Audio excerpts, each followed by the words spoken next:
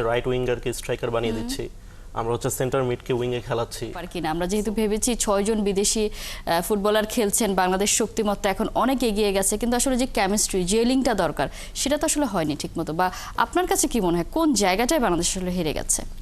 না, আমার কাছে মনে হয় আসলে যে প্রথমেই যে ব্যাপারটা হচ্ছে আমাদের যে টিম সিলেকশন, সেটা হচ্ছে আমার কাছে মনে হয়েছে টু বি ফ্র্যাঙ্ক ফিফা গেমের মতো হয়েছে, যে আমরা হচ্ছে রাইট উইঙ্গারকে স্ট্রাইকার বানিয়ে দিচ্ছি, আমরা হচ্ছে সেন্টার মিডকে উইঙ্গে খেলাচ্ছি। সো আপনি যে বলছিলেন যে জেল হচ্ছে না, এইটার কারণ কিন্তু এটাই যে আমরা হচ্ছে তাদেরকে আউট অফ পজিশন খেলাচ্ছি, এবং আউট অফ পজিশন খেলে হচ্ছে আমরা হচ্ছে তাদের কাছ থেকে সেইটা এক্সপেক্ট করতেছি যেটা তাদের করার কথা না।